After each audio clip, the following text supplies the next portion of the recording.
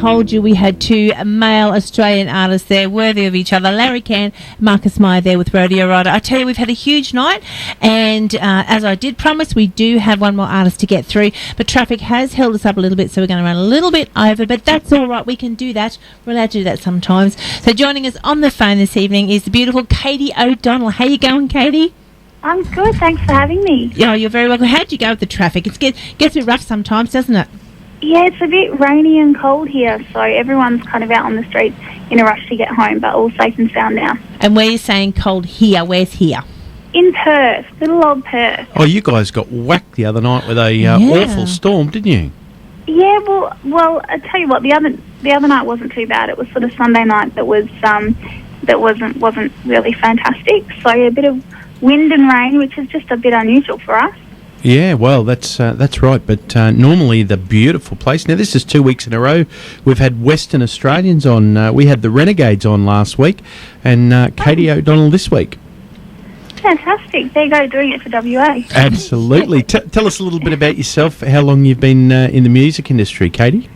I've been singing for as long as I can remember, but in terms of sort of writing my own material and putting that out there, this is my first EP, so sort of only been writing for about the past past couple of years, and the EP is only a recent sort of thing for me, so within the last year. So all kind of new, and as much as I have been singing and performing for a long time, it's all very new at the moment. Now, we were talking, as Darren said, to the Renegades last week, and we're talking about the travel that they have to do. Like if you're over here in, say, Sydney or Queensland or something like that, we have places that are very close together. Are you finding yourself that you have to travel a fair distance as well, or do you keep yourself fairly central?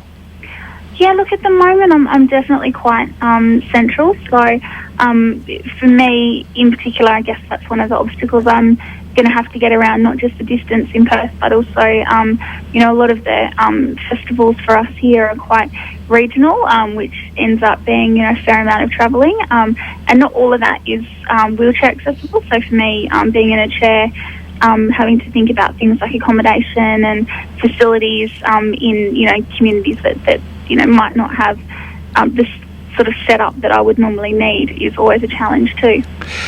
I would imagine, though, that the whole industry is a lot better prepared than they would have been, say, 20 years ago for dealing with someone with special requirements. Oh, yeah, I mean, absolutely. Everyone's more than willing, and certainly the new venues and things like that are not a problem. And usually, where there's a will, there's a way. So you tend to find a way to make it happen regardless. But, a lot of those beautiful old venues, access can be a bit of a problem. So you just have to be a bit creative sometimes. So with your songwriting, Katie, do you use a bit of your life experiences with that into your songwriting? Yeah, like everyone, call on whatever experiences you've had along the way. So I have found a lot of my songs being influenced by, not specifically that, but more so just the kind of attitude that I've had to develop in that, when things get you down, you just keep on going and don't give up. So that's definitely carried through in a couple of my songs. And then, all the usual things that you write about life and love and all those sorts of things. Is your case something from an injury or what has you in a wheelchair? I was born with muscular dystrophy, so it's a genetic condition. You're born with it, but it's also progressive. So when I was born, I was quite able-bodied. I was actually doing dancing lessons and things like that, and then progressively over time it became obvious that something wasn't quite right. So I was diagnosed when I was about 8 years old, and then I was in an electric wheelchair by the time I was 12. So were you singing, what age were you started to sing? Because your voice is very, very clean and very pure, so it's something that you've obviously had for, as you said, as long as you can remember. Yeah, look, my mum probably got me started singing around the time that I was diagnosed. So as I say, I was doing dancing lessons, and when I eventually had to give up the dancing, my mum was really keen for me to keep seeing my friends at the performance school and kind of, I think, just keep a little bit distracted almost. So she started me in the singing lessons, and I really enjoyed that. I did stop for a little while, just while, I guess, going through the normal trials of adjusting to my condition and those sorts of things. So it took me a little while to get back into it. And then, by the time I was sort of 12, I was back into the regular singing lessons and had started performing at, shopping centres and old people's homes and whatever else came along. So, and I've not stopped since. And of course, when you've got the arts in your body, it doesn't matter whether it's drawing. Are you a good drawer? I bet you're a good drawer. Oh, I used to be when I was little. I've lost that now. Because most people that I speak to that are either dancers or singers or something, they've got that art side. They reckon it's the left or the right side of the brain or something that's real arty. So was Mum and Dad, are they musically inclined, or have you got any siblings that are musically inclined as well? My sister's a singer as well, so definitely musically inclined there. And on both my parents' side, their families have, had quite good voices. My dad was Scottish, and I think everyone on that side of the family can sing. And on my mum's side, I think that my granny's mum could have sung professionally had she been allowed when she was younger. So, but I think that was sort of frowned upon at the time. Probably, yeah. I come from Scottish heritage on my father's side, and let me assure you that every Scotsman thinks he can sing, whether he can or can't. That's very true. And is it pre or post the whiskey as well? Yes. Very true. The only difference is some of it makes it sound better if you're in the audience. That's the big I don't difference. know which one I am. Yeah. Now, instruments. Do you play an instrument at all, Katie? No, I don't. That's sort of one thing with the songwriting is I can't physically play anything. So when I write, it's all very much based on, the melody and the vocal. And so I was really lucky to find a couple of fantastic local guys here that really got where I was coming from and really connected with the kind of sound that I was trying to get. So very, very lucky to be able to collaborate with them and get across the kind of style that I really wanted to capture.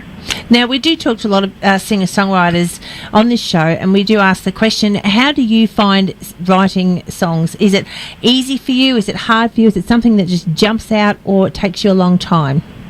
It depends. Each song is different. I've had songs that just seem to write themselves, and I think you know that you're doing something right when you're being really honest. They tend to kind of flow. When I try to sit down and I specifically try to write something about something in particular, then I tend to struggle a little bit more. So I kind of just wait for that inspiration, and I leave the songs and then I come back to them, and I'm always kind of tinkering. So there's a bit of a process, yeah. But it depends at the subject and the time as well. It's great from my point of view. I hear your song Fireproof and I hear Katie O'Donnell, and I really don't know anything about your history as such, and all I know is this girl's got a terrific voice and she's a terrific singer. It's not like she's the girl that's in the wheelchair that can sing or anything like that. It's just, that's one of the great things about radio, isn't it? It's all about the voice and the song, isn't it? Absolutely, and that's sort of what I've always said the whole way along. Obviously, it's a part of who I am. I can't escape that, and it has influenced and will continue to influence, my attitude and that sort of thing. But I want the music to speak for itself, and people, some people might not like it, but hopefully the majority of people will and will appreciate it for what it is. Well, we've got 7 songs on the track here. Are you getting much airplay over in? Because I know I can tell you are getting a bit of airplay over here at the moment, which is really, really good. So when you hop in the car, have you heard yourself all of a sudden, whoop, there you are on the radio? I have a little bit, not on sort of on a couple of the community stations, which has been really good. So nice to get that local support.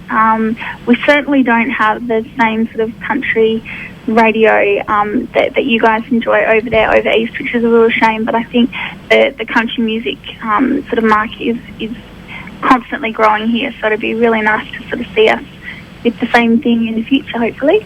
Is it something in Western Australia that's more pronounced in the regional areas? Say when you get further up north, away from Perth Central, and maybe into the up into the more mining territories and that sort of thing. Is it more countrified then?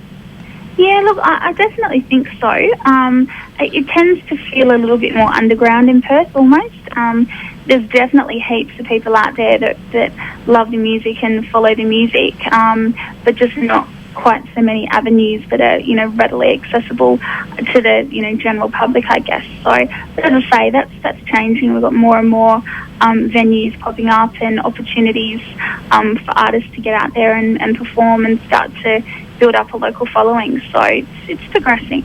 Well, when we listen to the album, it's not strictly country sound that has to, it's not a pop sound, it's not country, it has a little bit of folk through. Is there something like that you could sort of point your finger and say, well, it's more this genre of music? No, I never wrote it with a specific genre in mind. It just ended up being what it was, and I think that's kind of reflects the kind of music that I listened to growing up and still listen to. So it has got that little bit of everything, and I was conscious of sort of wanting something that would appeal, so hopefully lots of different people can enjoy, even if they don't specifically like country. Yeah. Because some of it, like I sort of found a little bit of it, a couple of songs there, maybe a little, even like On the Inside, I found that even a little bit Missy Higgins style. I thought, well, that, we could go mainstream rather than saying, well, this is strictly a country song. Well, you really have that blend there. Yeah, I think it was just, I really just wanted to primarily make songs that I love, and that is the kind of music that I love, is that little bit of that blend, really, and really, really happy with how it ended up. Well, let me tell you, folks, she is very easy on the eye, a gorgeous redhead. He loves the good-looking ones. Katie O'Donnell, absolutely gorgeous, a beautiful voice, and you'll be hearing plenty more of it. But if someone hears Fireproof tonight and they go, you know what, I want to support I need this album. I want to support this young lady because she sounds like she's got a great voice. I want to hear the rest of it. Where do they get online to get a copy of your album? Well, at the moment, the single's up on iTunes and the album will be out very soon. You can also follow me through Facebook, through my page, or through my website, which is katio.com.au, and that's got all the links through it there. So stay tuned. So there you go, guys. Get out there, support our Australian artists because they need your support. Even though she's all the other side of the country, she needs some support for it's not that far. She needs some support. These Western Australians aren't getting the support. If it wasn't for the East Coast, the West Coast would just fall off the edge of Australia. So we're going to go out now. How would you like to introduce Fireproof for our listeners tonight, Katie? Oh, goodness me, that's a challenge. So this song I wrote, it stands for, I guess, my motto in life, which is always approaching things as if you are fireproof, and if you get burnt, then sometimes you just, you've got to be willing to put yourself out there and kind of dance among the flames to get any kind of payoff in life. But it's also accepting that, sometimes being vulnerable is a good thing, and you need to do that. So that's what this one's all about. Hope you enjoy. There we go. Katie O'Donnell, thank you very much for your time tonight, and we'll catch up with you again shortly. Thanks, guys.